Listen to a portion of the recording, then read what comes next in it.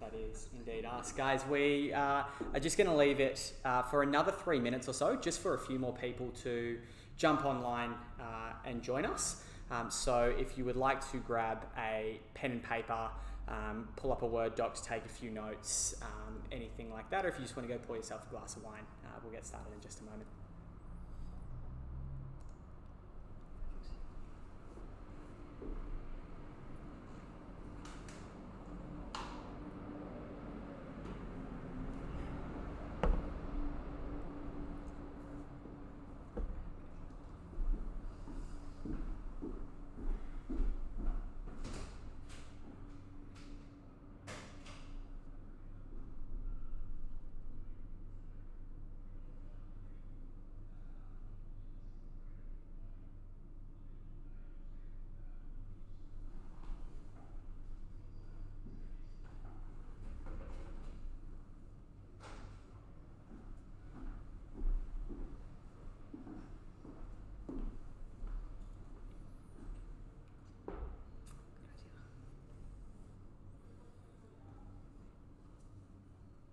Should we get started?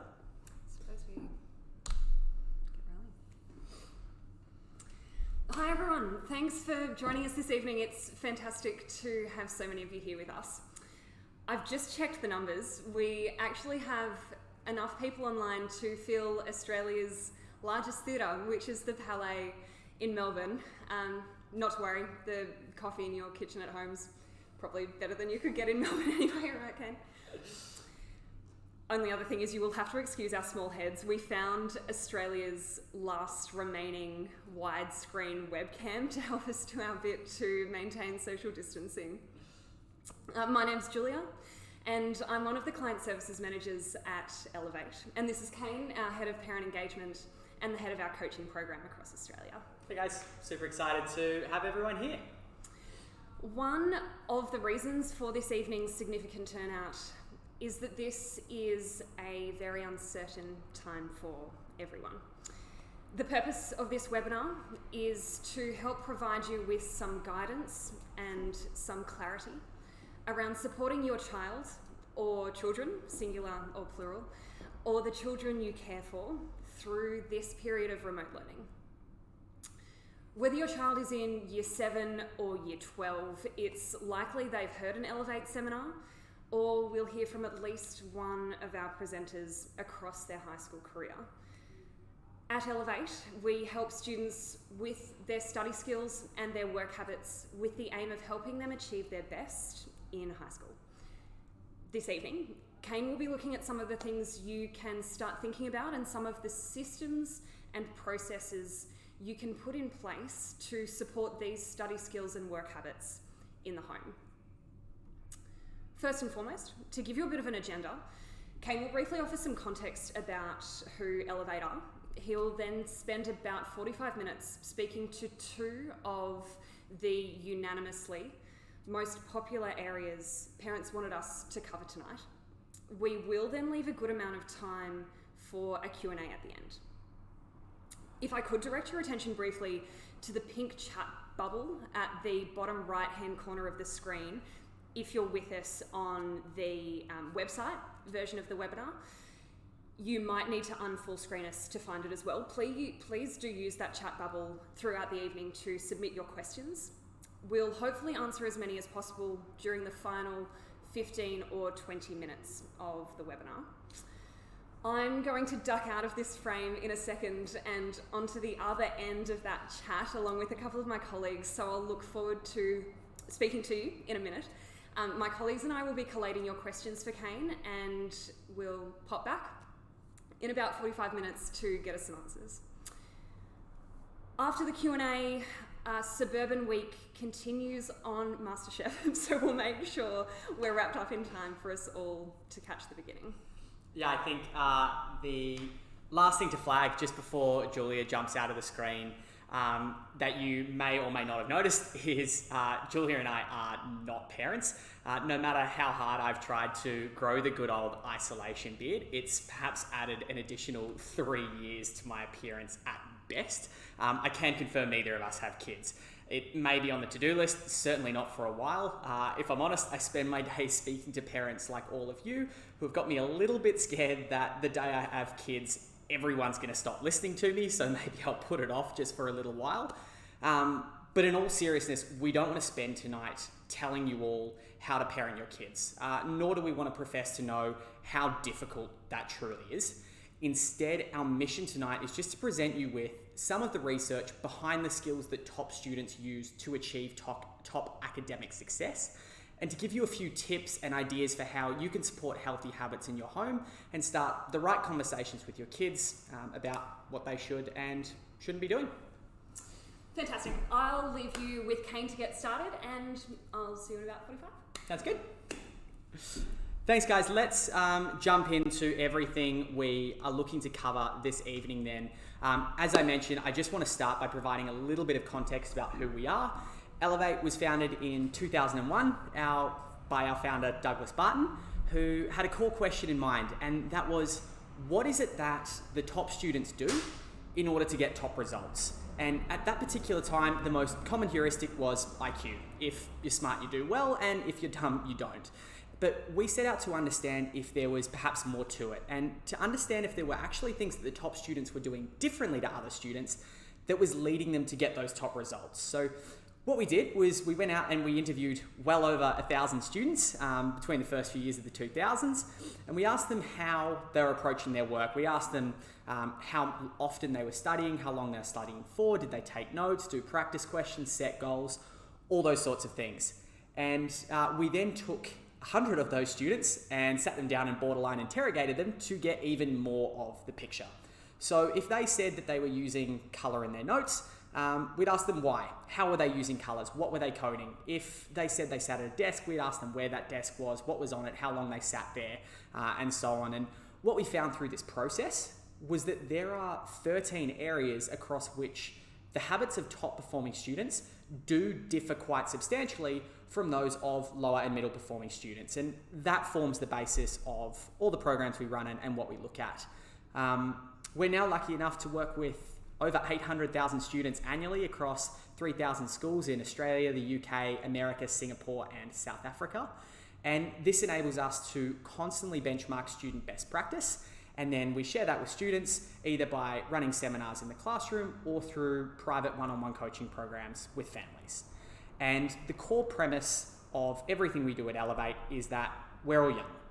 And the reason for that is whenever we speak to teachers at our client schools or to parents that of whose children we've coached, they all say the same thing, and it's that having that young messenger who's a bit closer in age to the students, speaks the same language, is really on their level, but still delivering a research-driven message is what really makes all of these skills finally hit home. And it's under these conditions that we're able to get that penny drops moment where everything starts to fall into place, and that student then turns around and says, yeah, okay, this makes sense, I'm going to do that now. That's a little bit about us. What about tonight? Here's a little bit of interesting data up on the screen. When you all signed up for this webinar, we asked you what your core concern was during this time, and we had an overwhelmingly positive response. We were actually able to collect over 7,500 data points from parents in every state and territory, which is fantastic. And across all that data, what it showed us was that 41% of you watching at home, your biggest concern right now is keeping your child on track during school closures. And for 28% of you, it's motivation. Now, based on this data, what we've actually decided to do today is we're going to start by looking specifically at COVID-19 and what it means for how kids are structuring their days, particularly whilst working from home. But then we're going to hone in on some of the neuroscience and psychology that sits behind motivation. And that's because, as you'll understand as we go through everything tonight, motivation is the number one most important thing for us to be helping students with right now, because it's all well and good to teach them how to use their time at home productively and study smart, but if they lack the motivation to open up their books and get any work done in the first place, well then it's just not going to happen. So I'm going to spend a good 45 minutes covering that topic. I'll look at the psychology of motivation as well as some practical tips for you as parents, and then at the end, as Julia said, we'll leave plenty of time for that Q&A. And just one more reminder, If you're on our website, that chat circle is down the bottom right-hand corner. If you're on YouTube, you can live chat with us there as well. This does not mean that we're not going to get to everything else on this little pie chart here. What we've actually decided to do is we're going to run a second webinar next week, next Tuesday on the 12th of May, same time, 6 p.m. And during that webinar, we're going to look solely at time management, organization, planning, and how to avoid procrastination. So again, if you're on our website, we've actually included a window right down the bottom of the page. So if you scroll right down to the bottom of the page for just a moment, I'm actually going to pause for about 15 seconds. What I get you to do, just write your email address in that window, because what that means is once this session ends, we'll be able to email you through all of the details for our next webinar, so you can log into that one as well. So I'll give you guys just a moment to do that. If you have chosen to watch on YouTube instead, please just bear with us. We will email you through something tomorrow where you'll be able to sign up there. But if you are on the website, please feel free to drop your email address in.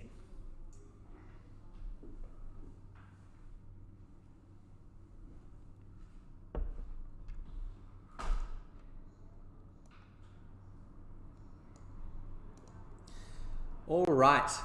Thanks so much for doing that, guys. Let's jump into what we're covering. Firstly, looking at COVID-19 and school closures. First and foremost, how are school closures actually working? To shed a little bit of light, from speaking with a whole number of our client schools, they tend to have one of three approaches. Number one, they're sticking to rigid timetables and essentially streaming lessons online, which means there's very little disruption to students' usual timetables. Second situation is they're streaming a few lessons in the morning and then setting work for students to do beyond that. And the third option we're hearing from schools is in some cases they're just setting more homework and project work for the students to complete on their own watch. And it's obviously students in this third category that are going to need the most structure and support to keep them motivated at this point in time. But the good news here is that most schools, regardless of which of these three categories they fall into, they're going to be keeping a very close eye on students at the moment. They're going to be giving them consistent work and overseeing them where they can. So as parents, you are absolutely not on your own. You don't need to reinvent the wheel, but there is one really easy thing that you can do to help right away, and that is to keep their days structured. Because the one thing we want to avoid at the moment is something called willpower depletion. And the concept of willpower depletion was first discovered by a psychologist called Roy Baumeister, who essentially found that we all have a finite amount of willpower, which wears down over the course of the day. So to put it very simply, we can only make a certain number of good decisions every day. With every decision we make, each temptation we avoid, our willpower actually starts to run out. And that's why people on diets often start the day really strong, making good breakfast decisions, but then they end up binging out on ice cream by nighttime. Now, there is a very easy way to overcome willpower depletion for anybody. If you're aware that willpower depletion, that your willpower is going to wear down with every choice you make, the key is to just remove choices. And the best way to do that is by establishing a routine. Brilliant example here, Steve Jobs. When he was with us, he wore that one outfit, that black turtleneck and jeans every day. He'd wake up, cruise through on autopilot, put that on without thinking, and that way he had more energy to deal with the tougher and more important decisions that he was going to face later in the day. And this applies to students because we can remove choices for them right now around what subjects they're going to complete and when by getting them to mirror the school week. So if your child is currently working from home and let's say they would usually have a 50-minute maths lesson tomorrow at 10 a.m. At 10 a.m. tomorrow, get them to do 50 minutes worth of maths work. If at that point they then get up and walk to the next class, we'll get them to stand up and take a 5-minute study break. If the next class is bio, tell them to do that next, and so on and so forth. And the same goes for breaks and lunchtime. If they're used to having lunch from 1:15 to 2 p.m, keep it that way.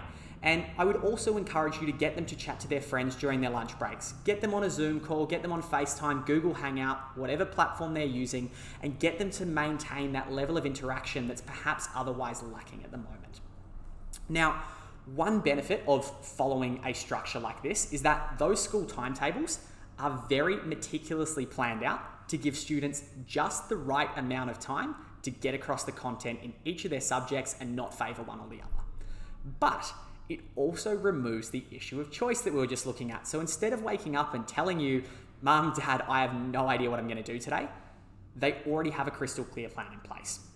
This is obviously a great strategy for dealing with school closures, but for any of you watching at home who also have students you're caring for in year 11 and 12, it's also a great way for them to deal with their school holidays, particularly leading up to HSC and end of year examinations. Outside of that particular process, my other recommendation at the moment, given school closures, is to just have regular check-ins with your child. So every morning at lunchtime after school, be checking in with them and asking them what their core priorities are for the day and how they're going with those, because that support and interaction is going to be something that they're otherwise missing from school. Should your child need extra support on top, there are, of course, resources out there.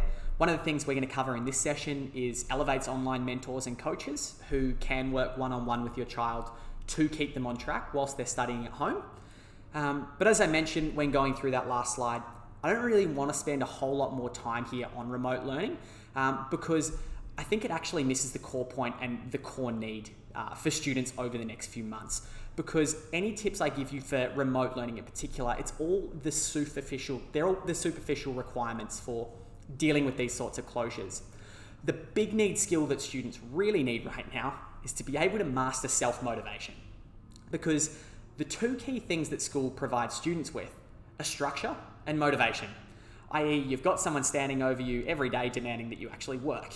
And that structure is critical for any teenager whose decision-making capabilities perhaps are still being developed. And that motivation of someone cracking the whip over your shoulder is also extremely beneficial, as anyone who's ever tried to get fit by yourselves versus with a personal trainer can surely appreciate. Now, with all that in mind though, now that we're in this situation where schools are closed, and it looks like for some they might only be closed for the rest of the month, for others it might be the end of term, and we're really uncertain about that at this stage. Two things are going to matter. Number one is students' motivation, and number two, it's their ability to learn independently. But the catch with them being able to learn independently is that the critical variable again is, guess what? Motivation. It's the motivation to go and do something that a teacher hasn't actually asked of you and isn't necessarily being required of you, and no one's going to check you've done. Almost daily, I have parents call me and tell me that their kids will only do work that is very explicitly asked of them, nothing more, and even then they tend to cut corners. So for that reason, even though we're stepping into uncharted waters in terms of remote learning, we're now going to push on looking at motivation. And as we do, I would ask that you all write down these 3 questions that I have up on the screen.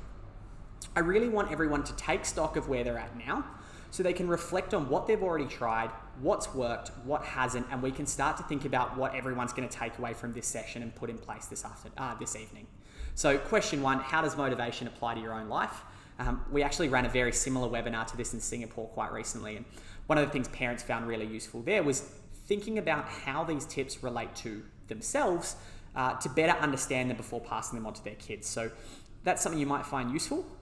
Question number 2, what have you previously tried to get your child motivated? And number 3, what strategies do you now need to implement to get them working more effectively? And take this into the context that students are doing more distance learning from home, and while some are thriving, some are struggling. And I think it's really important that we know how to pick students up at the moment. So jot these 3 questions down. I'll give you a couple more moments.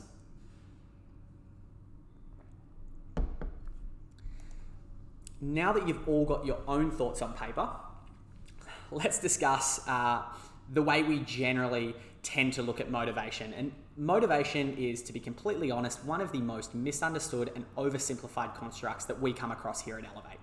People generally see motivation as some sort of external force, something we can throw at our kids, not literally of course, to push them in the right direction. So we look for these external sources of motivation in movies, in books, and in YouTube videos. Sometimes they don't work, so we dangle a carrot, do your work and I'll give you $20. And if that doesn't work, we wave the stick. If you don't get this done, I'll throw the damn Xbox out the window. So when I asked you before how you're currently trying to motivate your teen, I'd love to know if anyone wrote anything down along these lines. If you did, in that chat box, can you just drop the word yes in now, just so I can make sure I'm on the right track? just looked over at Julia and seen her head bobbing up and down as the computer's exploding in front of her. So we are clearly on the right track. Now, I obviously don't have to be the one to tell you that these are not the best ways to motivate a teenager to get their work done. If I didn't have to tell you that, you wouldn't be logged in right now. So if they don't work, what does? And the answer here is goals. The research that we conducted as an organisation showed us that students who have the most clarity around what their goals are and why they've set those goals are the students who are the most motivated. With that being said, the process of goal setting all too often is very oversimplified, which quite simply means people don't get it right. When we tend to think of goal setting and motivation, we think get a student to set a goal, this is going to motivate them, they're going to work hard for it, they're going to get a good result. But the reality is honestly much more complicated because some goals actually decrease levels of motivation. Think of a time when your boss set you a budget or a financial target that was so out of reach. What effect is that going to have? It essentially makes you give up, stop caring, and you go take a 2-hour lunch break. So what's really important when it comes to goal setting is setting the right goals in the right context. So I want to look at each of those elements. What are the right goals? What is the right context? Looking at the right goals first, and if anyone is interested in doing further reading on this topic, on the different types of goals you can set and how it impacts your levels of motivation, everything I'm about to go through is based on Andrew Elliott and Marcy Church's hierarchical model of motivation, which also draws upon the findings of motivational psychologists like David McClelland, Carol Dweck, and Martin Seligman. So if you want to write any of those names down and do your own research, you can, but rather than go into depth on how this hierarchical model of motivation works, I'm just going to pull out the parts that are most relevant to us in motivating teens and show you what you can do to help. So there are 3 different types of goals we can set: avoidance goals, performance goals, and mastery goals. Let's look at avoidance goals first.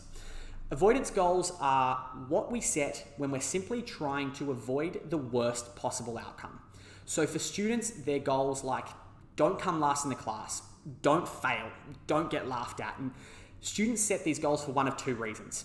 Either they're setting them because they're scared of failure, and it's obviously much easier to hit one of these goals than something like get a B+, or they're setting them because they've got very low levels of belief and self-efficacy in their own ability to achieve. Now, perhaps they've had a few subpar results come back recently, perhaps they're a bit behind, whatever it is, they don't think they're going to do very well, so they set the bar really low. And avoidance goals are the wrong type of goals to set. The research shows us very clearly that students who set avoidance goals generally have low levels of motivation because these goals are actually very easy to achieve. They don't require much effort. It also shows us that their enjoyment's low because all the framing's quite negative and shows they have a tendency to underperform. Second type of goals are performance goals. Now, these are goals that we set to demonstrate our relative competence when it comes to a particular test or occasion. So in a work context for all of you, performance goals are your KPIs, your sales and customer care metrics. For students, performance goals are things like, I want to get 80% on this next test. I want to get the top mark in the class, straight A's, ATAR of 87, whatever it may be. And performance goals do have a place, but the key here is they need to be used sparingly. And we'll have a chat now about why. Because on the plus side, performance goals do make people more motivated. They make teenagers study diligently, put in significant amounts of work, make all their notes, go through the hard slog of memorizing those notes. Sounds pretty good. And as a result of working hard, they do tend to achieve high grades.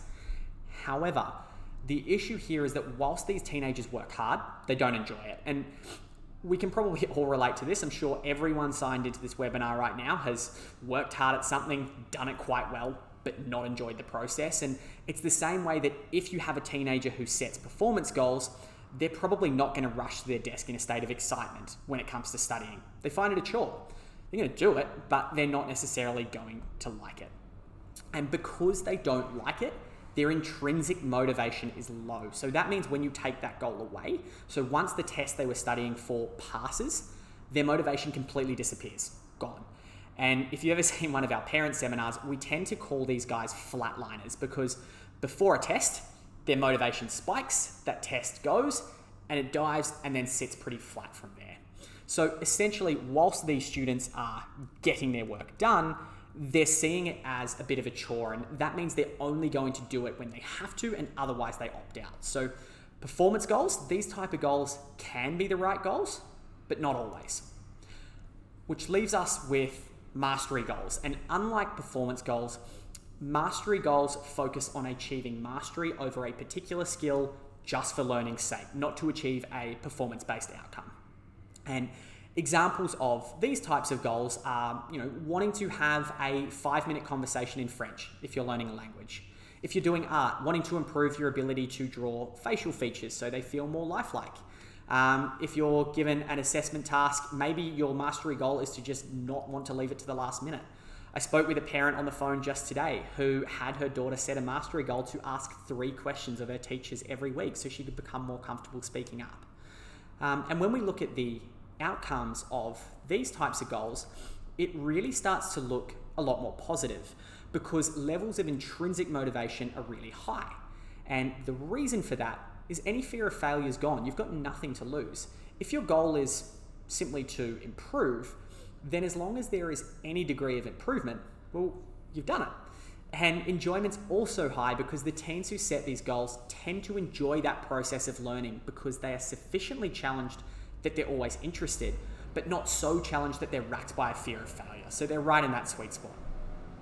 The catch on mastery goals is that the research on how they impact on academic performance is pretty mixed.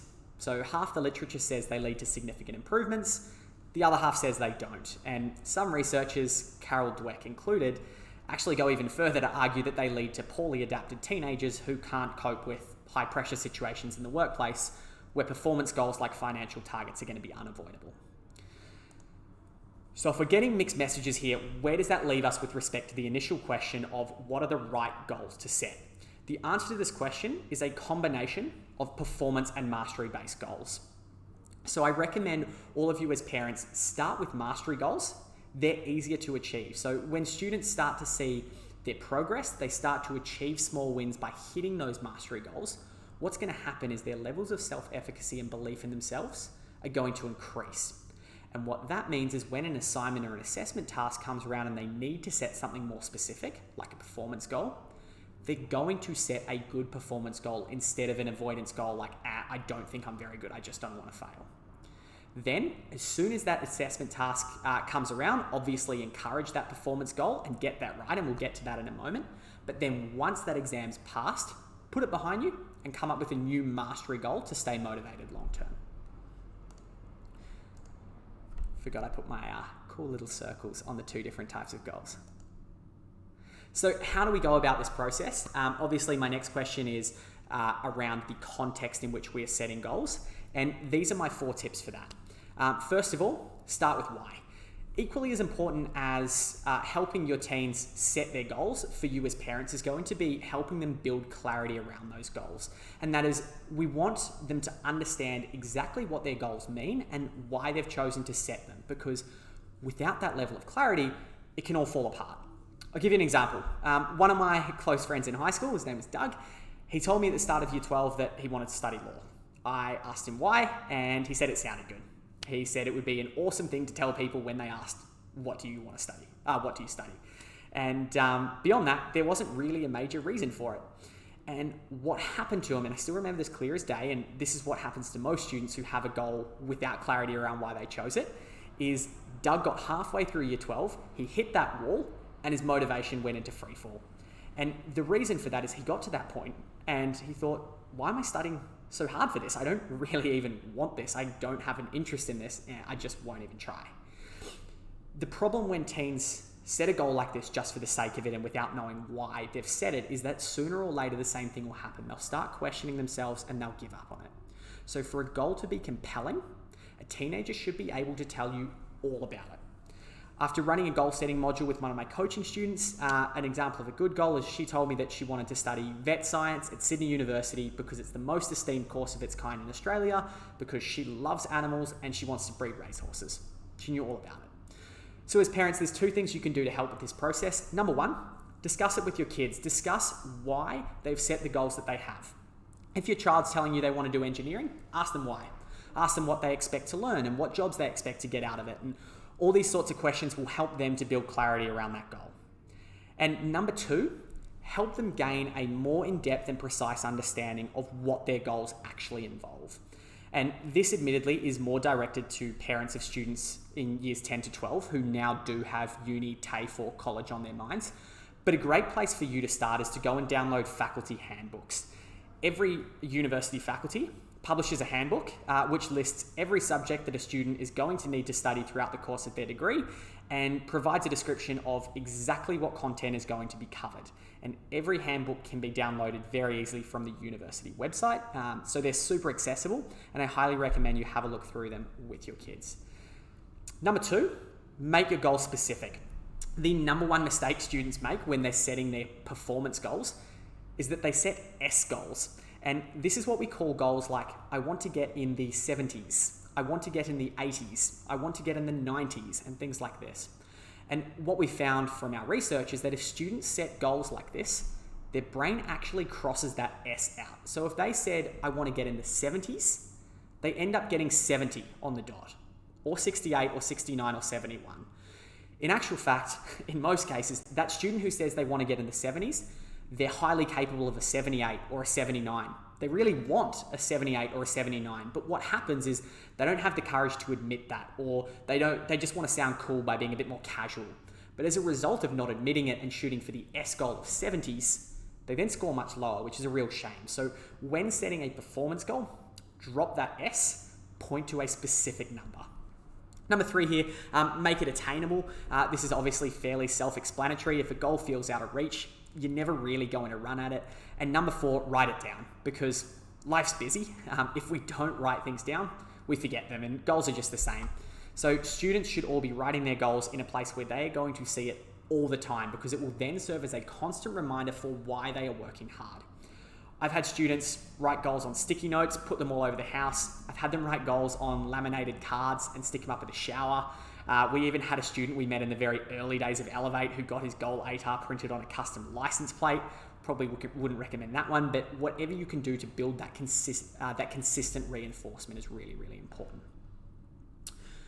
We're going to pivot away from goal setting in just a moment, but I guess just to recap before we do, the key takeaways from this particular section is if you want to get your kids motivated right now, goals are going to be very important, but be careful, because if they're setting avoidance goals or out of reach performance goals, it might actually lower their motivation. So instead, you want to make sure that they're setting a very strong combination of performance and mastery goals. And then keep those other tips in mind. Make sure they're specific, make sure they're written down, and make sure they have clarity around why they've set them. In moving away from this, I guess I can also give you a bit of a personal example as to how I've seen this work. Last year, I was introduced to a student called Jared. His parents had us come out and run a free consultation with him because at the time he was feeling a little bit overwhelmed by year 12. And he was a bit unsure as to how he should approach it. And when we had that initial consultation, I remember it really clearly, I connected with him right away. I could see that despite the really timid and shy front he was putting up, there was so much passion and desire to succeed, but it was just that he was feeling a bit apprehensive and afraid of the year ahead. So whilst Jared was never the type of student to set avoidance goals, he was almost entirely reliant on performance goals. And even then, they were generally those S goals that we just discussed, and he never really knew why he was setting them, which meant that there were times throughout the year when he got pretty stressed out, and when he found he was leaving things to the last minute, I really felt for him. So I spent 12 weeks visiting Jared, helping him with his memory skills, time management, organisational skills, exam strategies, just to name a few. But what I also spent time on with him was exactly what we're chatting about here. We went through a UX study guide together. We looked through faculty handbooks. We found a course at the University of Wollongong that really resonated with him. And it was a campus he loved. Looking through the subjects he was going to cover, it really struck a chord. And I could see him getting excited about it. So he wrote down the goal ATAR he needed to get there. And that was an ATAR that had a lot of meaning for him and one he wanted to work for.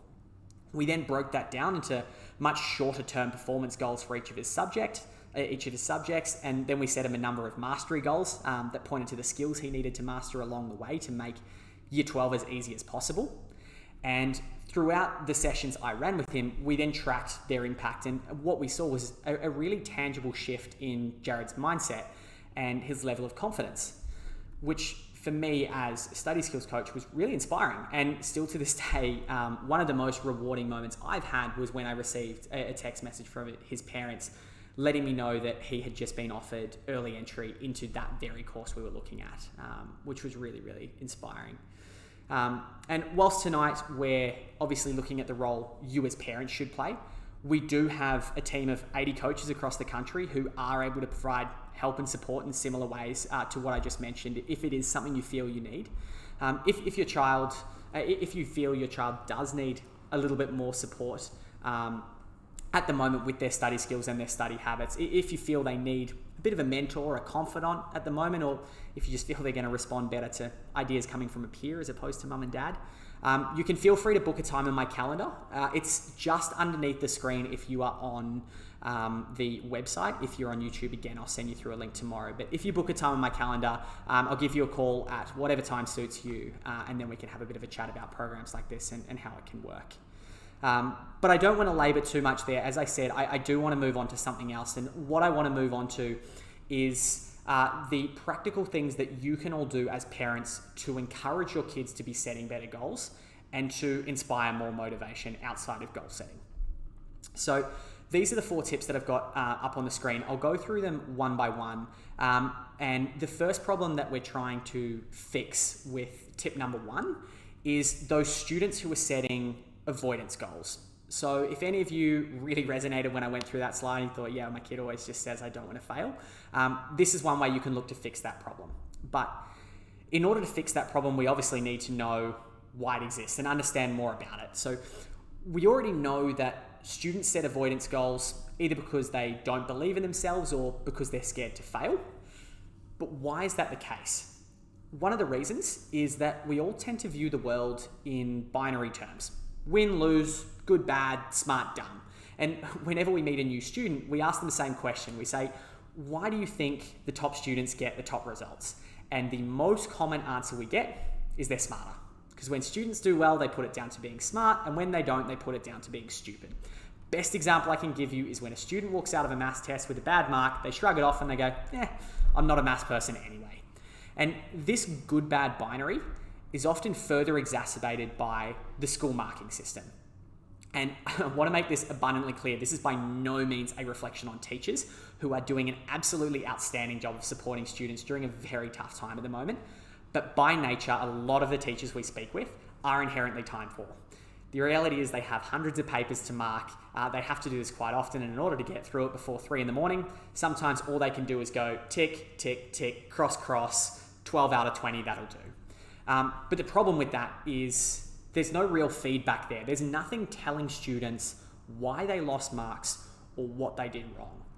Or most importantly, there's nothing telling students what they can do to correct those mistakes. So when that student gets the exam back, all they're going to focus on is the result because that's all they can see.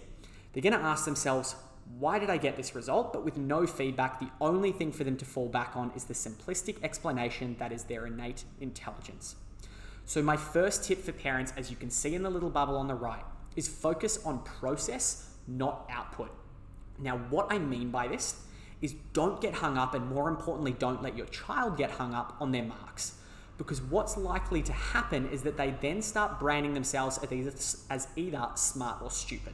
If they do well, they're going to think they're a natural born genius, so they stop putting in effort. And if they don't do well, they feel disenfranchised for being stupid. They don't think there's any point in trying. And again, they stop putting in the effort. So instead, what you should be doing is making their entire focus on the process of learning, because that is something that every child can change and every child can improve. We can all plan better. We can all write better introductions, write better topic sentences, all of these sorts of things we should be getting feedback on. Practically, one way for you to do this is up on the screen. It's by using a pre-exam planner. So what this looks like, it's split into the 4 columns. You lay your subject out first in that left-hand column. Then you set your goal. As we said, that should be a very specific percentage to make it as tangible as possible. But then in that to-do column, you break that goal down. write down everything you're going to need to do in order to achieve it. So perhaps it's 10 practice questions, perhaps it's memorizing 15 analytical words to sprinkle into an essay, perhaps it's finishing your notes. Write it all. And if a student ever doesn't know what they need to do here, get them to ask their teacher, because I guarantee you that if a teacher has a student who is proactive enough to come to them and say, "Sir, I really want to get 82% in your test next week. What should I do between now and then to get there?" they will be more than happy to help. And then finally, use that right-hand column to set due dates for each of those micro tasks to help them manage their time and stay on track. Obviously, a planner like this is going to help from an organizational perspective, but it's also going to help to increase a student's self-efficacy and sense of self-belief. There's a couple of reasons for this. Number one, by breaking that goal and that task down into those smaller pieces, it becomes much less overwhelming and much more manageable, so they feel like they can do it. But more crucially, it puts all of the emphasis on the process or that plan that they've laid out rather than the goal. Because if a student achieves their goal mark, it's not because they're simply good at the subject. Rather, it's because there's a very direct causal link between the result that they got and the process they laid out in that to-do column.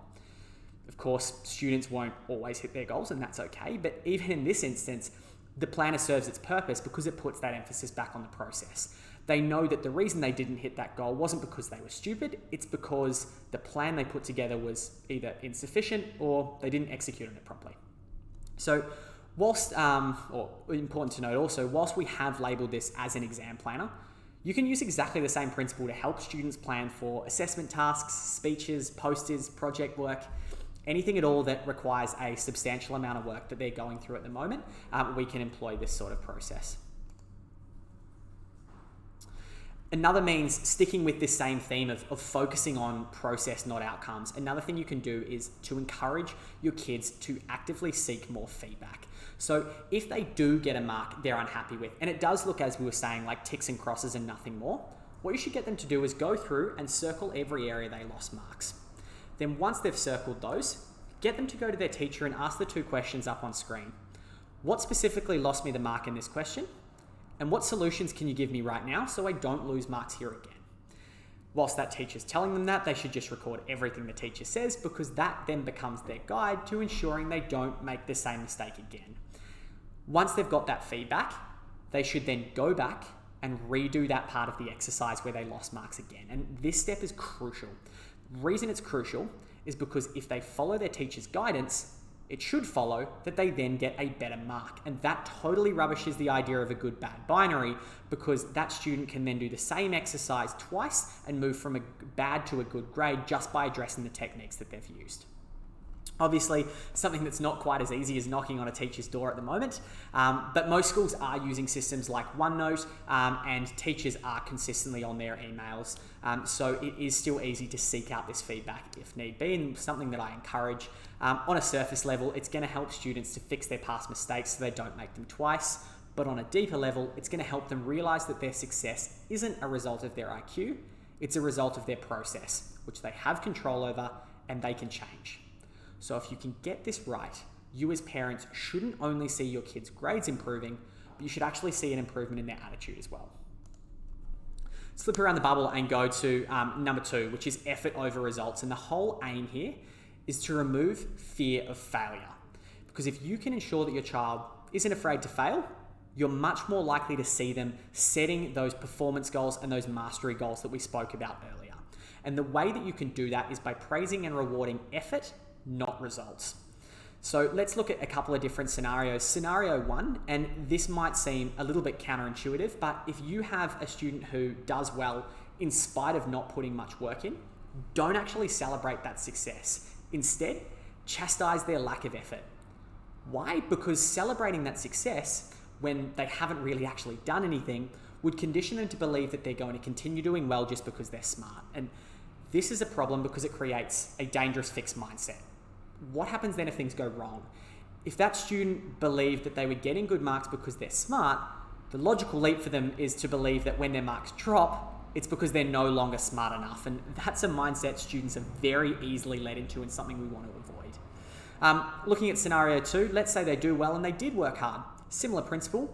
Instead of praising the mark they got by going, well done, that's a great mark, praise the effort. Something along the lines of, that's fantastic because I saw you working really hard at it, and it's awesome to see that hard work paying off, because it creates that association again that student's effort is conducive to their success, not just their natural ability.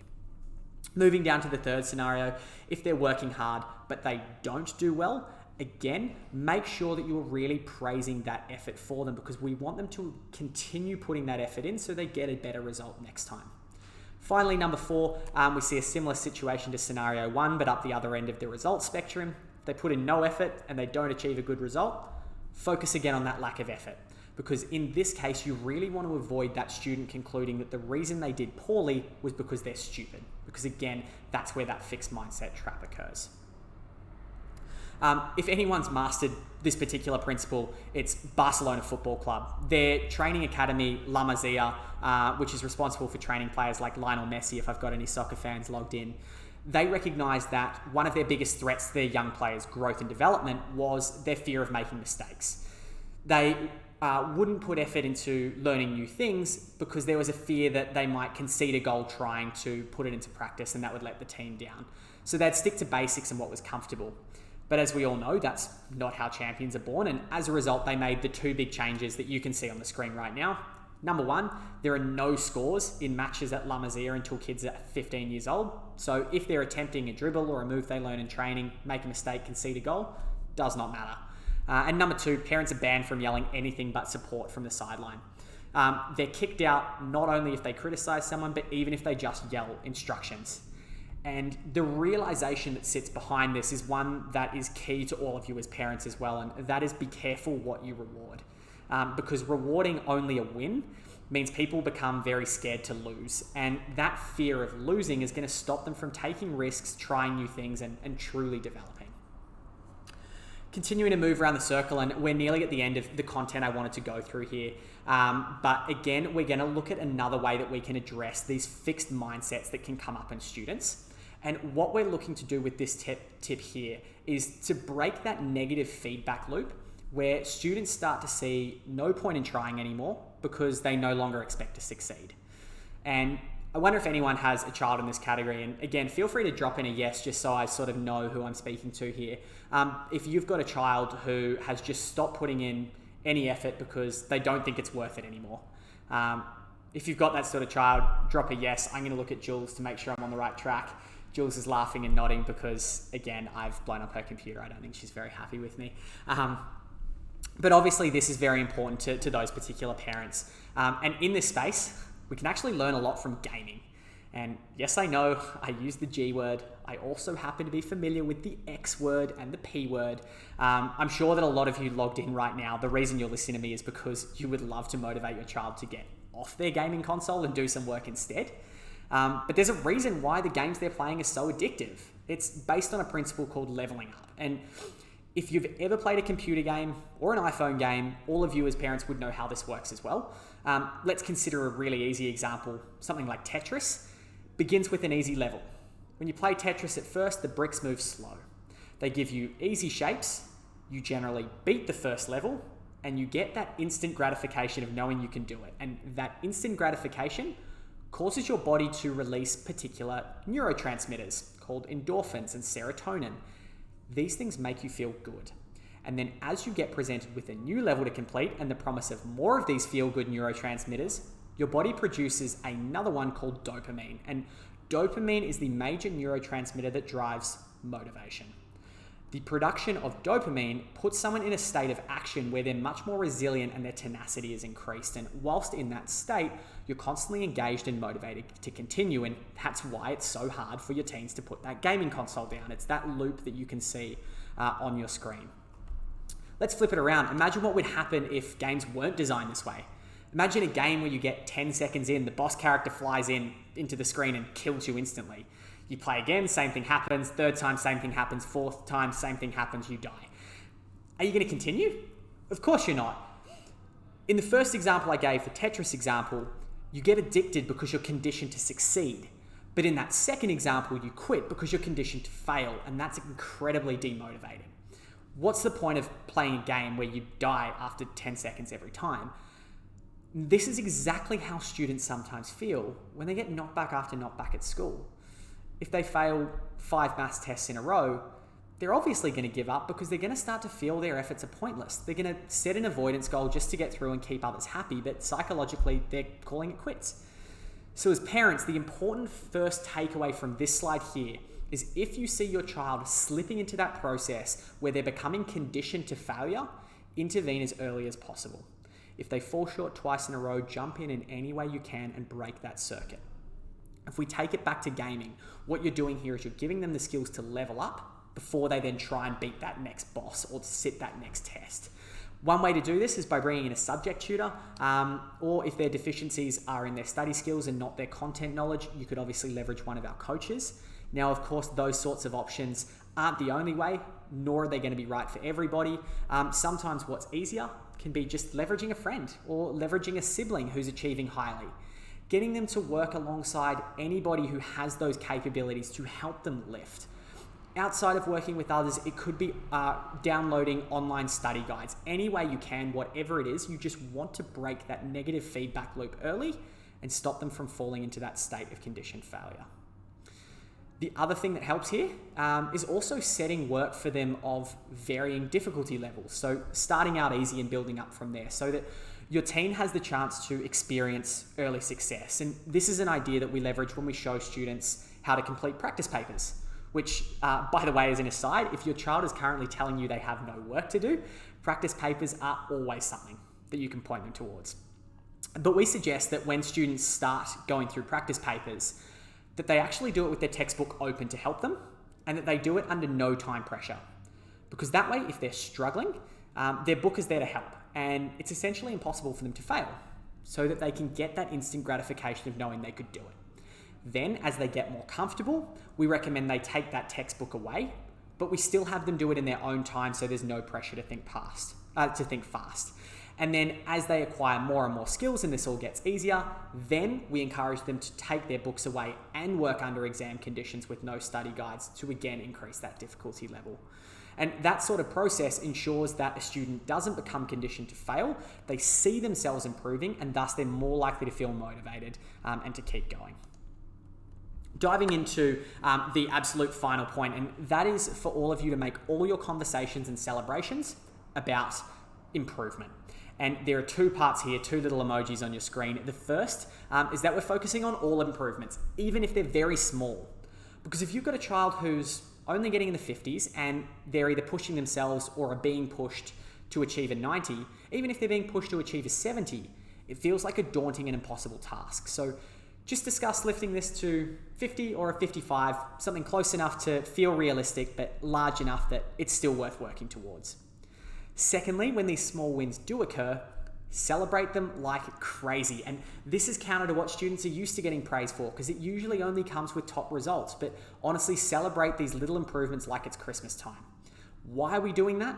Because we're trying to trigger those neurotransmitters we were just discussing, the feel-good chemicals, the endorphins, the serotonin, the dopamine. Because remember that the way game designers keep your kids hooked on their devices is by triggering exactly those neurotransmitters. When kids complete a level on a game, there are huge celebrations. There's fireworks on screen, there's music, the controller vibrates, it's a complete sensory experience. And if you want to pull them away from those games, you need to do the same. You need to celebrate improvement in a way that provides that same endorphin hit, because if you do, the next neurotransmitter that their body will release is dopamine. And remember, it's that dopamine that's going to increase their resilience, their tenacity, and their motivation, because they're going to want more of it. In a practical sense, what this can look like, and my suggestion here is that you make a visual input tracking system, something like a graph that you can see on the screen, and stick it somewhere in your home, like the kitchen, where everyone's going to see it. Make the y-axis their marks, the x-axis the number of times they practice a skill. So this could be practicing essay writing, doing practice papers, whatever their mastery goal is centered around. And each time they practice that skill, move them across that y-axis. And each time they receive a mark, whether it's for an assessment or just a draft, plot it on the graph. And if you can see that that line has gone up, even if the student only got 13 out of 20, celebrate it like crazy, because remember, we want to condition that endorphin hit so that they're eager to keep going. And over time, also encourage them to look back at this graph, and they'll see that as a direct result of the amount of effort they've put in, they are clearly improving. Obviously, if done well, you as the parent might have to be the driver initially, but what we do see is over time, students become conditioned to that constant sense of improvement. They then become the ones driving it, and what you'll see in your home is your child actually putting the marks up themselves and you just being able to come back and look at that. So I'm aware I've taken a little bit more time than I planned. I guess to really quickly wrap it all up, my 4 tips as they relate to motivation here: focus on the process, not the outcome. And remember, we were looking at those pre-exam planners and we talked about keeping conversations centered around learning processes, not around results, which ties into the next one of always rewarding efforts, not the marks your kids are getting. Number 3, try to break that failure conditioning process early on. So we talked about early intervention and we talked about making study incrementally harder over time. And number 4, celebrate all incremental improvements. And that was when we were just talking then about that results tracker to stimulate the endorphin hit that's provided by video games. So as I said, that's pretty much all the time we have. Before I get Julia to jump in and ask me all of your questions that I'm sure you've been sending through, just one more reminder for everybody if you missed it at the start. We are going to be running another webinar on Tuesday, the 12th of May. So that's Tuesday next week, same time, 6 p.m. Australian Eastern Standard Time. And the focal point of that webinar is going to be keeping students on track when it comes to how they're spending their time. So if you've got a child who procrastinates, who leaves work to the last minute, who struggles to focus and get started, who struggles to prioritize, one who just gets overwhelmed, we're going to be breaking all that down next week. We're going to look to give you a number of strategies, frameworks, and templates that are going to enable you to help them get organized and to maintain a consistent work rate, even while schools remain closed. So if you haven't done so already, if you're on our website, please do scroll down to the bottom of the page and enter your email address in that box, because that will enable us to send you the link to that next webinar as well. If you're currently watching on YouTube, just hang tight, I'll email you tomorrow. And finally, obviously, my goal tonight has been to empower each of you to have these conversations yourself with your kids. But if anybody out there, like a lot of parents have, is feeling like their well-intentioned advice is starting to fall on deaf ears, do remember that we do have that private coaching service available as well. And we are offering initial sessions completely free. So if anyone would like to give it a go, or if you even just want to hear a little bit more about it and have a bit of a chat, if you're on the website, I've included my calendar just below this video. If you click on a time, whatever time you click, I'll give you a call and we can have a bit of a chat about it. Again, if you're on YouTube. I'll send it all through. But with all of that in mind, I'll get Julia to come back and join us. We will do our best to stay as far apart as possible while staying close to the microphone. And we will get into a few questions. Excellent. Hi everyone, thanks so much. It was so lovely to speak to so many of you over the last 45 or so. Didn't that fly?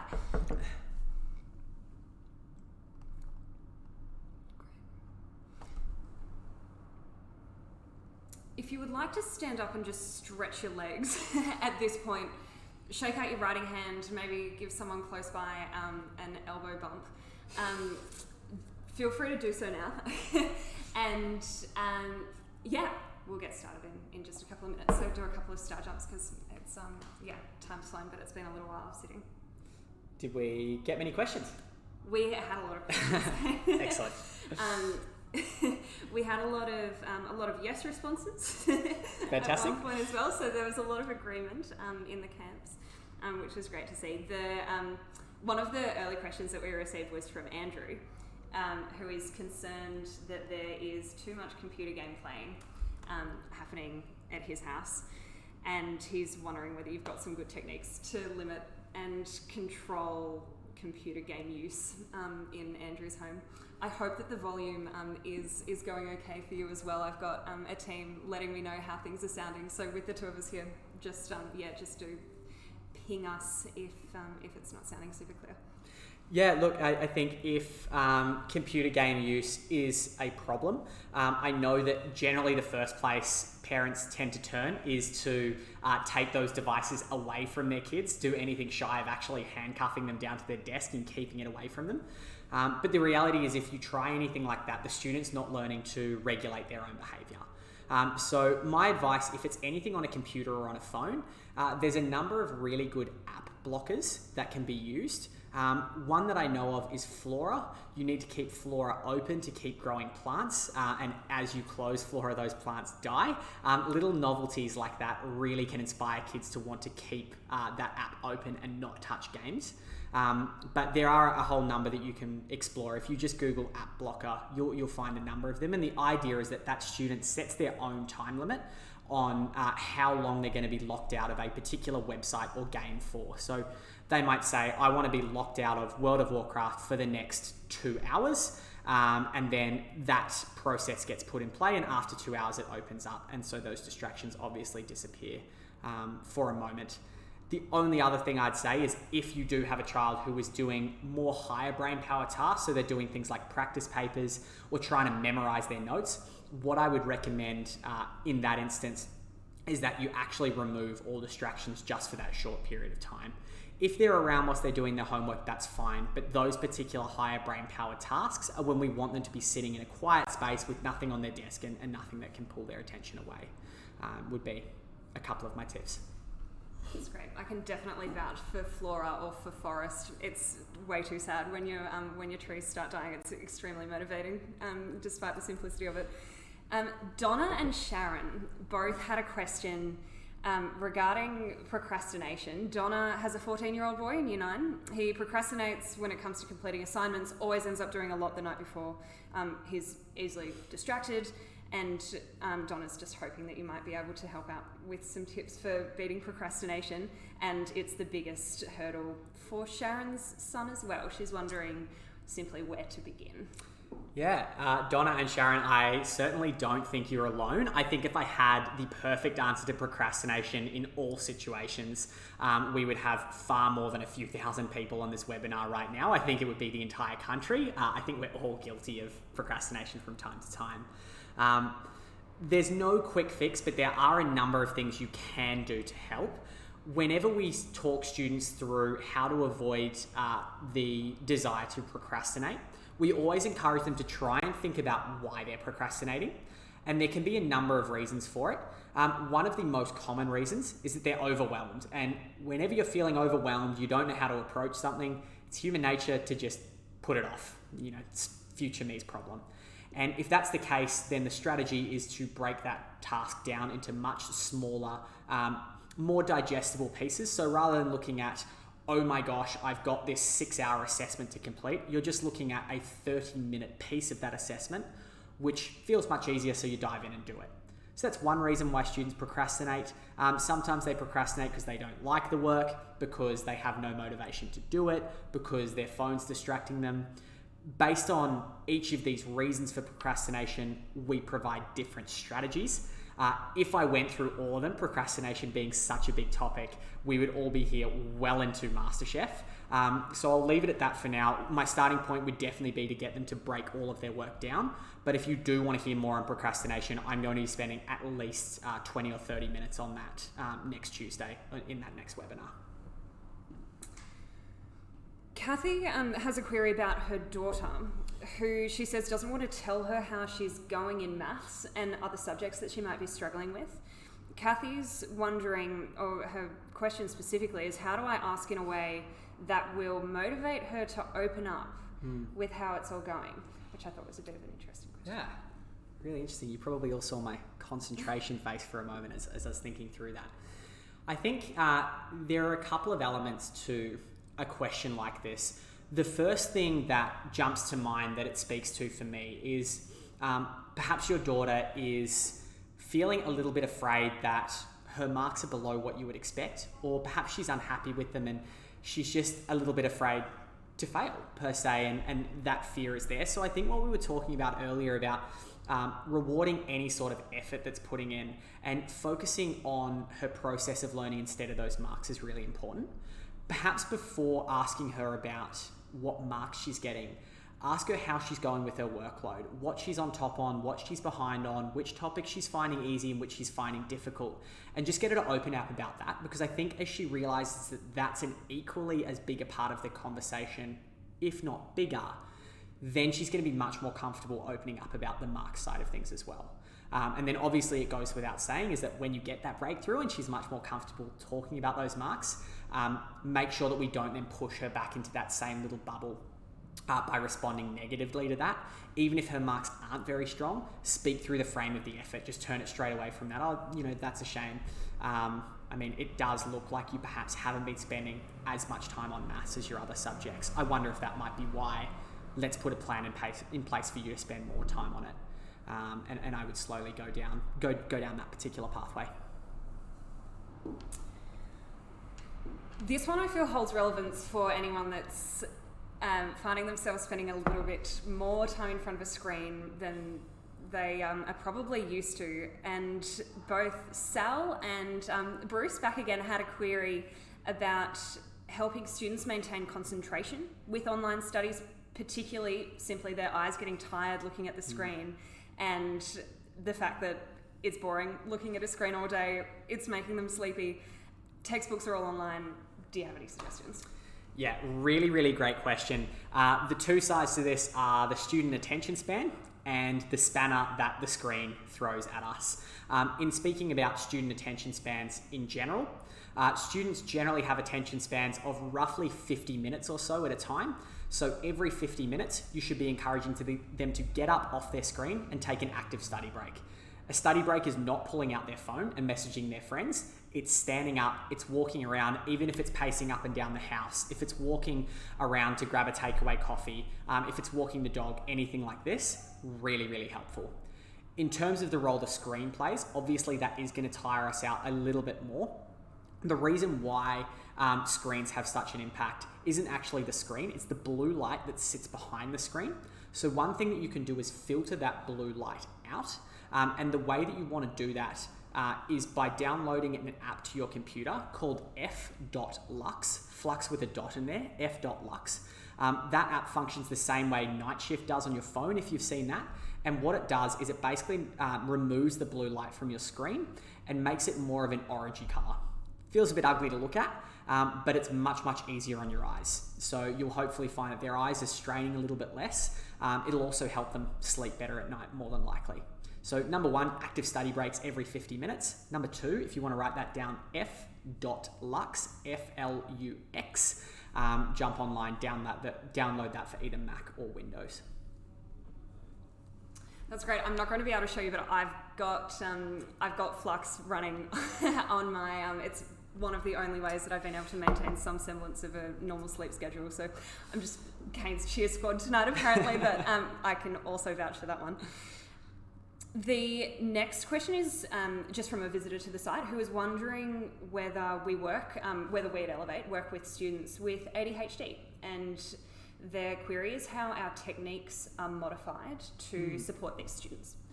Yeah, really, really interesting question. And the same way at the start of the seminar, I said, I'm not a parent and nor can I profess to tell you how to parent. My expertise and Elevate's expertise do not lie in understanding the ins and outs of learning difficulties. With that being said, what we do tend to find is that students with learning difficulties, particularly things like ADHD, they're struggling with executive functioning. They're struggling to prioritize, to focus, to pay attention, and it's all these sorts of things that fall into our umbrella category of what we cover. In terms of how we address each of these things for those students, there's no one-size-fits-all approach. I think that's the biggest challenge, and I'm sure parents out there that are in this really tough scenario can attest to this. It is the biggest challenge because sometimes that one-size-fits-all approach that you're presented with at school doesn't quite work quite as well. We work with each of them very differently, and that's the benefit when we're able to work through our one-on-one coaching program with students is we can design something unique to them. Some of the things we have done, we've had coaches give students stress balls throughout their sessions, something to use with their hands. We've had a whole bunch of various different games. One is shoot four, where you've got to change from holding four fingers up and pointing to the other hand, which if you want to try that now, I remember having my mind blown initially when I learnt it. Getting students to break up the sessions, break up their learning time, their class lessons by just doing little things like that so they can stay attentive. But really, I can't point to one particular thing. It's a case of understanding the unique needs that student has and designing something specially for them, and being flexible and being able to change and adapt if what you would do with most students doesn't work in that scenario. Both Camilla and Melissa voiced some concerns that I think are fairly wide-reaching at the moment about maintaining a structure for their kids when they themselves are busy with work. Or this is a curly question, because it's all well and good, obviously, to make a plan to structure the day like a normal school day. How do parents and caregivers manage their kids' timetables when they're literally left to their own devices all day?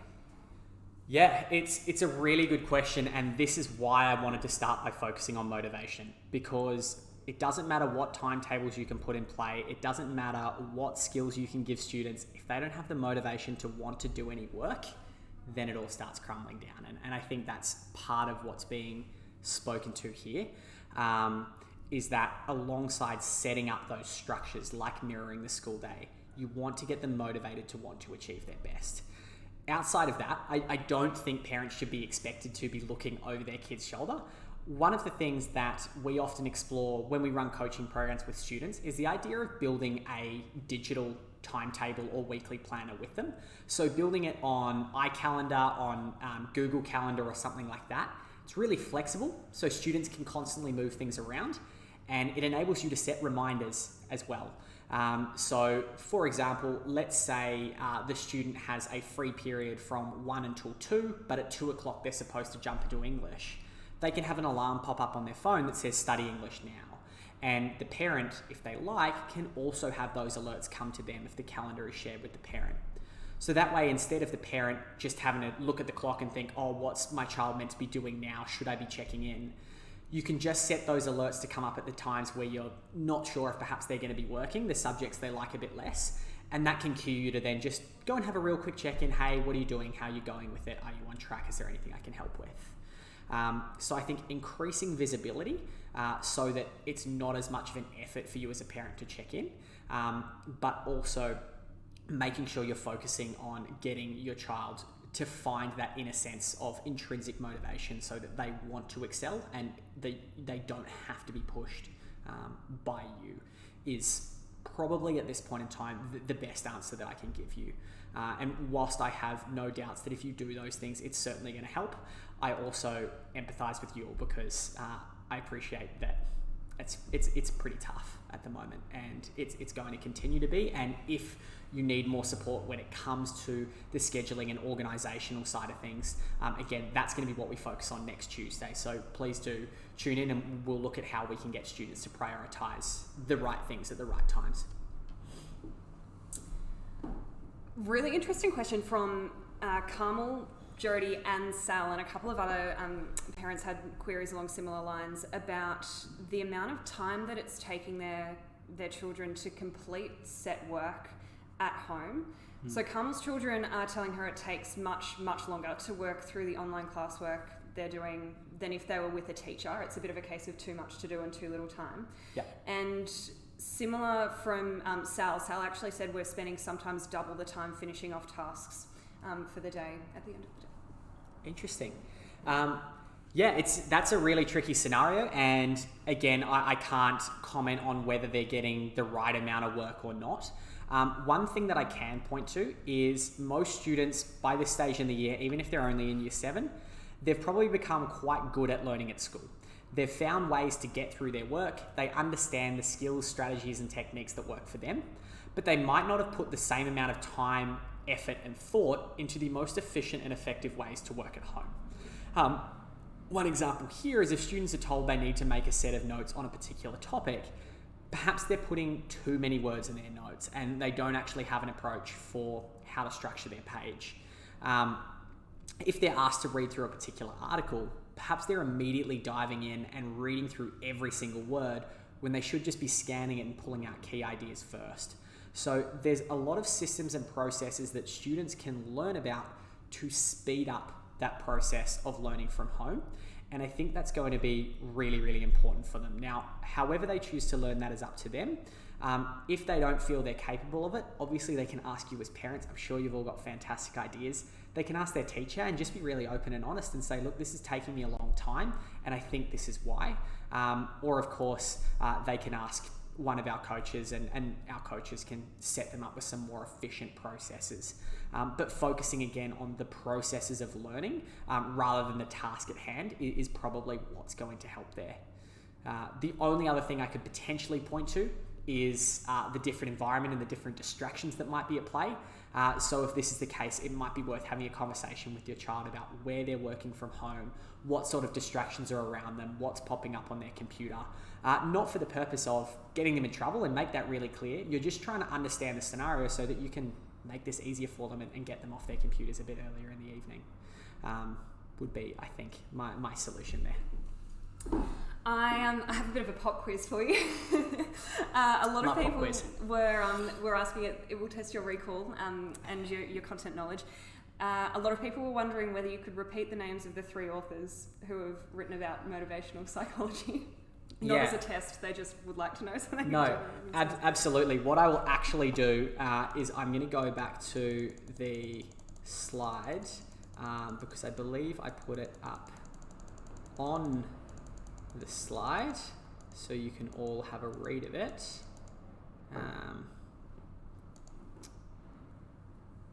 No, I am wrong. I had an old slide deck that had their names on there. Okay, so the hierarchical model of motivation, which is the model that shows us the different outcomes that we get from setting different types of goals. That comes from Andrew Elliott and Marcy Church.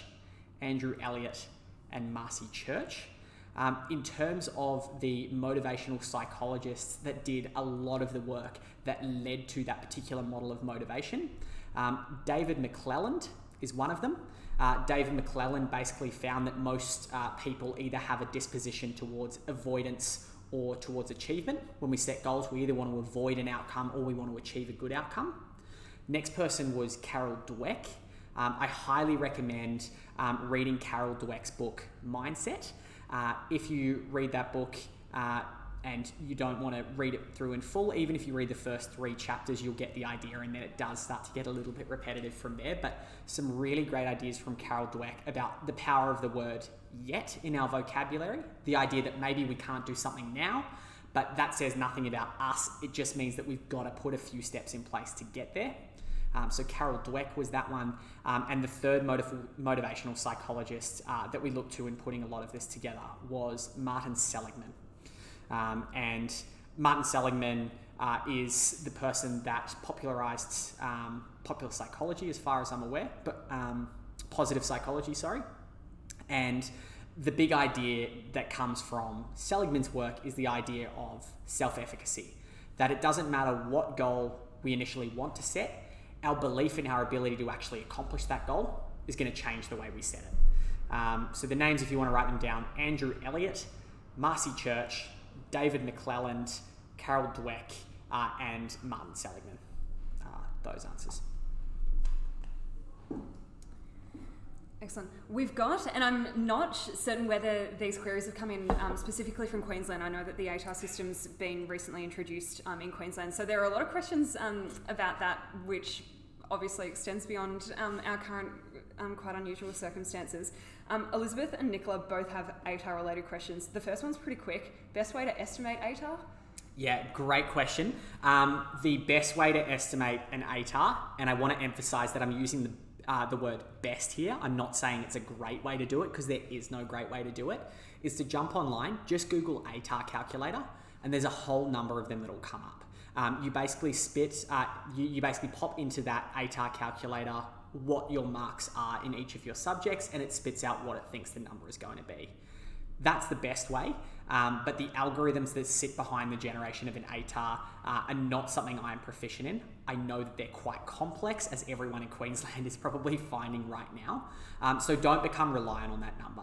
What we usually tell students to do, if they're thinking about what ATAR they're going to get, is to pop that number in, but then bump it up a few marks in terms of their goal setting. So if they're saying that, if the ATAR they need for a particular course is 80, we say to make sure that the ATAR calculator is showing somewhere around an 84 or an 85, just to give you that room to move. So that's the best way, but there is no perfect way. Again, just rather than focusing on that ATAR and focusing on the outcome, focus on the processes of getting there. What are the different things that need to be put in place along the way, the marks you need to be getting along the way, that are possibly going to get you to where you want to be. The next ATAR related question is from Nicola. This one's related to, we have a really nice depth of field going on. I'm not sure whether it's coming through for you as well, in and out of focus, which is not a metaphor. Nicola's question, which relates to my next question, I've created a little segue for you, is wondering how we can know whether an ATAR goal is attainable. Should you encourage your child to set an ATAR goal that you don't know they'll be able to achieve? Yeah, it's a really good question. I would be encouraging students to set an ATAR goal that they feel they can achieve, because the important element of any good goal is that it points to what success looks like for you, not what success looks like for somebody else. So even if you feel that goal's out of reach, if they feel it's within reach, then they're likely to work hard for it, to put the plans in place to get there and to break that down into the small components they need to tick off along the way. So there's absolutely no harm in that. And what we do cover with students quite often as a bit of the contingency that sits behind that is ATAR isn't everything. There are a wealth of different pathways that will get you into the same courses at the same universities. And as soon as students realise that they do have these other alternatives available to them, it can be less daunting for them to set a high goal, because if they fall short of it, it's not a failure in the sense of everything coming crumbling down. It just means they then go down a different pathway. The flip side of it is if they're setting an ATAR goal that they also feel is unattainable and you feel is unattainable, that's when it is no longer motivating. They're just going to give up on it before they start. So in short, if it's a goal that they're comfortable with, let them set it, encourage them to work hard for it, talk about the effort that's going to be required to get there, and just work towards putting a plan in place that could get them there at some point in time. How do you feel about 2 more questions? Absolutely, we can do 2 more questions. All right. Is MasterChef 7:30? 7:30. Outstanding, we've got 9 minutes. Excellent. The next one was far and away the most popular question that we had asked. We heard from Helena, Melissa, Marie, Sarah, Amanda, Ian, and Sharon, among Thanks, guys. among a few others, and it relates to setting goals, and generally the first area that parents wanted us to speak about tonight. The overarching question is what to do if their kids have no idea what they want to do. They have zero interest in goals, don't know where to start, have trouble articulating what they like. I thought was a good, that was from Amanda. I found that a bit relatable, Amanda, so thanks for sending that through. And generally, what do you do if your kids aren't sure what they want to do? Yeah, absolutely. And that is probably the number one challenge when it comes to setting goals. What should your goal be if you don't actually know what success is going to look like to you? And this is where this idea of building goal clarity and starting with why comes in. I would encourage them to get out there in the field and see what they like and see what they don't like. Any sort of work placements that they can do, fantastic. Any sort of extracurricular activities, be it debating or scouts or playing a sport, anything that gets them to experience more of the world so they can start putting together this picture of, okay, I like that, I like that, I like that, don't like that so much, is really helpful. One of the best ways to do this is by going to university open days and careers expos, where you get to actually chat to students who have been through different courses, chat about the careers they have, and encourage your kids to take part in these sorts of experiences. Your careers advisor at your child's school will be able to point to all the different things that are on, because the idea is you then start a journey where your child's slowly going to learn which sort of careers maybe they'd like, which they don't like, subsequently which courses are going to get them there, and you slowly work backwards. So you start by that big picture, the evangelical idea of that future state, and then start to turn that into a goal. That process isn't one that'll happen overnight. It will take time.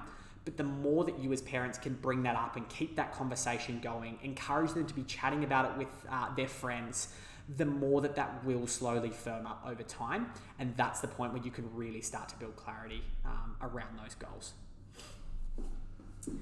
The final question, and this was a tough one to decide on, we will, of course, not sure whether you mentioned Kane, but we'll have someone responding to your questions as well on the chat. We've got a team having a look at all of those. So thank you so much again for submitting so many of your queries, and apologies if we didn't get to you tonight. But yeah, within the next couple of days, we'll be back in touch. I'm going to read Karen's question word for word. Karen's daughter has commented that the other students who aren't smart, so not smart in inverted commas, yet do get good results, don't do anything else. They aren't allowed out, they're not allowed out to do other activities. And I'm going to extrapolate on this briefly at the end as well. How do we get that balance right, and how do we help her believe she's capable without dropping out the rest of her life? The bit that I'd like to extrapolate on is the fact that this holds probably particular relevance at the moment when kids don't necessarily have the option of going out and doing their extracurriculars. They don't have 2 nights of soccer a week, and they don't have orchestra that they have to be up for in the morning. And there could be a tendency to become a little bit siloed and think that this year I'm just going to get awesome marks and that's what it's going to take. What would your advice be? Yeah, absolutely. The first thing that I would say, and we send this message as loud and clear as we possibly can in our seminars, is the idea that the students who get top results do nothing but study and have no lives is absolutely false. It is just categorically untrue, because any student who gets rid of any of these sorts of stress relieving activities, the things they love, what's going to happen is they're going to get so stressed out at some stage that they burn out and they give up and they call it quits. So it's really, really important that you're encouraging students to maintain a healthy balance. I'll address first the way you do that in a general sense, then I'll speak a little bit about this current scenario. And again, similar to procrastination, this is one of those huge topics that I could talk on for another half hour, but with 4 minutes till MasterChef, I'm going to keep it short and then dive much, much deeper in next week, next Tuesday, in that next webinar. But in terms of getting that balance right, just in a general sense, it's all about creating study timetables or weekly plans. And when you do that, don't start by putting the study in. A study timetable shouldn't start with study. Start by putting in all of the things that your child loves to do that in an ideal world they don't want to give up. So put in hanging out with their friends, watching Netflix, playing Xbox, playing sport, playing guitar, whatever it is. Start there and then build the study around that. And in almost all cases, you'll find if you approach it that way, there's still plenty of time to get enough study done. And if you find that isn't the case, let the student drive the decision making around what they want to cut out, because then it's no longer mum and dad or their teachers or Elevate saying, hey, you can't do this anymore. It's them making the decision themselves to go, right, I really want to accomplish this goal that I've got clarity around. I really want to be in this degree. It's going to take X number of hours a night. I don't have that already, so I'm just going to shave 1 hour off the Xbox, and they're driving that decision. So start with the things they love and build out from there. In terms of what we do in this particular scenario, where perhaps a lot of those stress relievers have been taken away from us, look to find new ones. They're still so incredibly important. If you've got a child who used to play a whole lot of sport, make sure they're going out for runs. If you've got a backyard, get them to kick a ball around with a sibling or just by themselves in the backyard. There's a whole lot of great workout videos on YouTube. A lot of them are a lot of fun as well. Get them to doing those sorts of things. If they enjoy playing board games, there's a lot of online board games you can dive into. My friends and I have been playing a lot of Settlers of Catan online, which is great fun. It would be my personal recommendation. And then finally, make sure they're still socializing with people. So make sure they're arranging Zoom hangouts and FaceTime hangouts with their friends. So in essence, whilst the physical element of a lot of those things has been taken away, still encourage them to find a way to break up that constant study, sleep, eat, repeat cycle. Because whilst it may look on the outside like that's what some of the less smarter kids are doing, it's absolutely not. And if it is what they're doing, it's not sustainable and it won't last. So that would be, my core message. Excellent. What a way to wrap up. We are now cutting it very fine, so thank you so much for sticking with us. Are you happy for me to wrap up? We talked about the intro and forgot to talk about the conclusion. Yeah, we did not plan a conclusion. I'm happy for Jules to wrap up. The one thing I would flag, in addition to everyone on the chat answering your questions, I'm also going to take some time across the next few days to pick out the most common ones that I didn't answer tonight, package up some responses, and I'm going to email that out to all of you along with a summary guide of what we covered tonight. And then the final things from me would be just to make sure you've signed up to next week's webinar. And if you want to chat about coaching and just see what our program looks like, to book a time in my calendar there. And if you're watching on YouTube, you can expect an email about next week's webinar as well, so you can sign up there. Thank you so much, everyone, for taking part tonight. Have a lovely evening. Have some conversations with your kids, and hopefully put your feet up at some point, and we'll cross our fingers that Poe pulls it together at the last second again tonight. We will see you online again next week. Thanks so much. Good night. Thanks, everyone.